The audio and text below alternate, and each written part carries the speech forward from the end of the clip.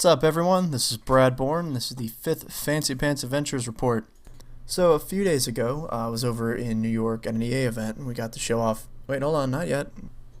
Alright, so as I was saying, we were able to show off 2-player, and it's really awesome, but I wanted to make sure you guys got some video, got to see what it's all about. So I asked my lovely assistant here, my wife, to help me out and go through a few of the new moves that you can do now that there's 2 Fancy Pants peoples. So we're here in Squiggleville, and this is actually the second time I'm recording this. I'm dubbing this. I lost the audio earlier, so it's not going to be as funny as the first time. But then again, what is, so here goes nothing. And as my wife has just so lovingly demonstrated, sliding into each other is probably the most basic and fun method of interaction.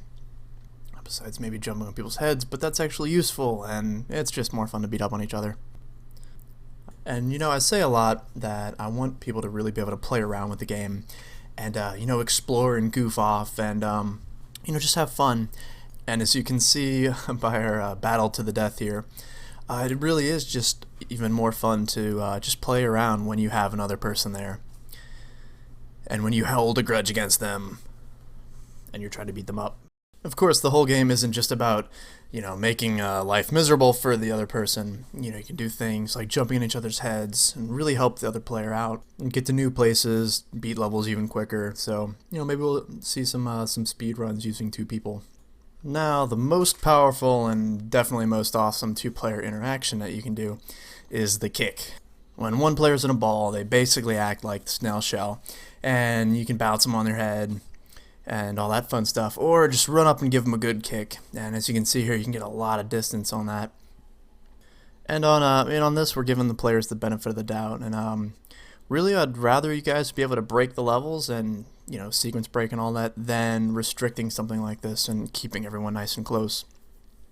And something like a micro trial is a great way that 2 people can help each other out. One person can start it, another can stand ready, and you can basically go back and forth like that. Of course, that's just one example. Players will be able to tackle the trick rooms together or play golf together. Players will be able to cooperate on any of the challenge rooms.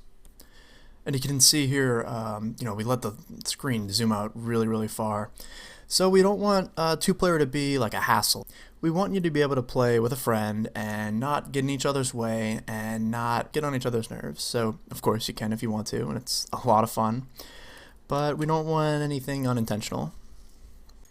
So here's something that I wanted to show off earlier in single player, but it's much cooler in multiplayer, so we'll check it out now. And what we have here is another one of the characters, like the scientist in Squiggleville, and he's got a challenge for us, and he's pretty much the cutest non-playable character ever. Thanks again to Tommy for helping out with character design and animations on those guys. So here we are in a round of glowy squiggle shell golf here. And a few images leaked out on Facebook a bit earlier, so definitely follow and like and all that so you can be first to hear about cool stuff like this.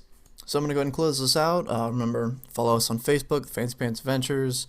Our Twitter is Run Fast Run Fancy. And of course, you can play the demo out right now, the sneak peek at fancypantsadventures.com. And then there's my site, bornegames.com. Plenty of ways to keep up with all the new awesome info.